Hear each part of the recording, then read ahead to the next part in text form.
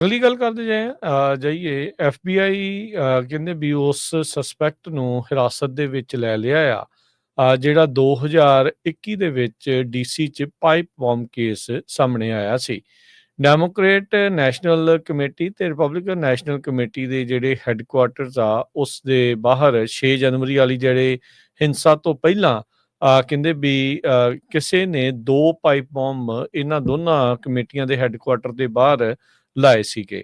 4 law enforcement sources ਨੇ CBS news ਨੂੰ ਦੱਸਿਆ ਵੀ 30 ਸਾਲਾਂ ਦਾ ਇੱਕ ਬ੍ਰਾਇਨ ਕੋਲ ਵੁੱਡਬ੍ਰਿਜ ਵਰਜੀਨੀਆ ਦਾ ਉਸ ਨੂੰ ਵਾਸ਼ਿੰਗਟਨ ਡੀਸੀ ਦੇ ਬਾਹਰ ਜਿਹੜਾ ਉਹ ਹਿਰਾਸਤ ਦੇ ਵਿੱਚ ਲਿਆ ਗਿਆ ਆ ਤੇ ਉਸ ਨੂੰ ਫੈਡਰਲ ਕੋਰਟ ਦੇ ਵਿੱਚ ਜਿਹੜਾ ਚਾਰਜ ਆ ਉਹ ਕੀਤਾ ਜਾਊਗਾ।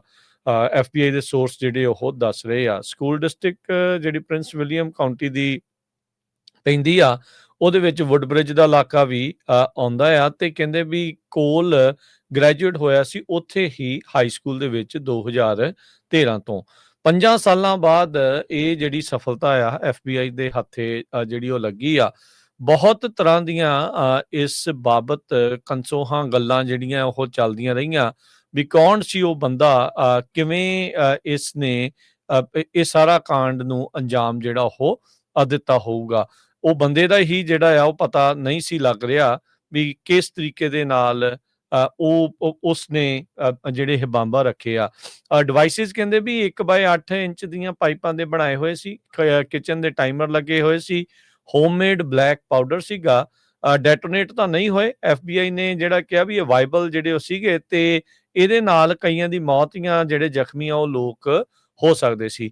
6 ਜਨਵਰੀ ਜਿਸ ਦਿਨ ਹਿੰਸਾ ਚੱਲ ਰਹੀ ਸੀ ਵਾਸ਼ਿੰਗਟਨ ਡੀਸੀ ਦੇ ਵਿੱਚ ਕੈਪੀਟਲ ਦੇ ਉੱਤੇ, ਤਾਂ ਉਸ ਦੌਰਾਨ ਹੀ ਜਿਹੜੇ ਬੰਬ ਇਹ ਜਿਹੜੇ ਪਾਈਪ ਬੰਬ ਆ ਆਫਟਰਨੂਨ ਨੂੰ ਦੁਪਹਿਰ ਨੂੰ ਜਿਹੜੇ ਆ ਉਹ ਲੱਭੇ ਸੀਗੇ ਕੈਪੀਟਲ ਦੇ ਵਿੱਚ ਜਿਹੜੇ ਰਾਈਟ ਹੋ ਰਹੇ ਸੀਗੇ। ਸਾਬਕਾ ਜਿਹੜੀ ਵਾਈਸ ਪ੍ਰੈਜ਼ੀਡੈਂਟ ਕਮਲਾ ਹੈਰਿਸ ਉਸ ਟਾਈਮ ਦੇ ਉੱਤੇ ਵਾਈਸ ਪ੍ਰੈਜ਼ੀਡੈਂਟ ਇਲੈਕਟ ਜਿਹੜੀ ਸੀਗੀ, ਉਸ ਨੂੰ ਇਵੈਕੂਏਟ ਕੀਤਾ ਗਿਆ ਸੀ DNC ਦੇ ਹੈੱਡਕੁਆਰਟਰਸ ਤੋਂ ਬਾਹਰ ਵਾਸ਼ਿੰਗਟਨ ਜਿਹੜੇ ਇਹਨਾਂ ਦੇ ਹੈੱਡਕੁਆਰਟਰਸ ਦੇ ਬਾਹਰੋਂ ਜਦੋਂ ਇਹ ਡਿਵਾਈਸ ਜਿਹੜੇ ਉਹ ਲੱਭੇ ਸੀਗੇ।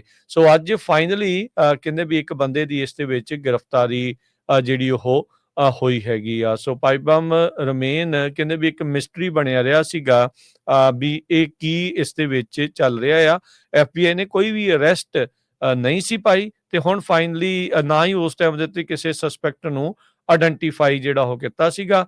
ਫੁਟੇਜ ਜਿਹੜੀ ਰਿਲੀਜ਼ ਹੋਈ ਸੀ ਪੋਟੈਂਸ਼ੀਅਲ ਸਸਪੈਕਟ ਦੀ, ਉਹ ਬਹੁਤ ਹੀ ਇੱਕ ਮਾੜੀ ਕਹਿ ਸਕਦੇ ਵੀ ਵੀਡੀਓ ਸੀ ਜਿਹਦੇ ਵਿੱਚ ਕੁਝ ਖਾਸ ਪਤਾ ਨਹੀਂ ਸੀ ਲੱਗ ਰਿਹਾ ਤੇ FBI ਨੇ ਤਾਂ $5 ਲੱਖ ਤੱਕ ਦਾ ਇਨਾਮ ਵੀ ਰੱਖਿਆ ਹੋਇਆ ਸੀਗਾ ਜਿਹੜਾ ਵੀ ਇਸ ਸਸਪੈਕਟ ਨੂੰ ਲੱਭਣ ਦੇ ਵਿੱਚ ਮਦਦ ਜਿਹੜਾ ਉਹ ਕਰੂਗਾ।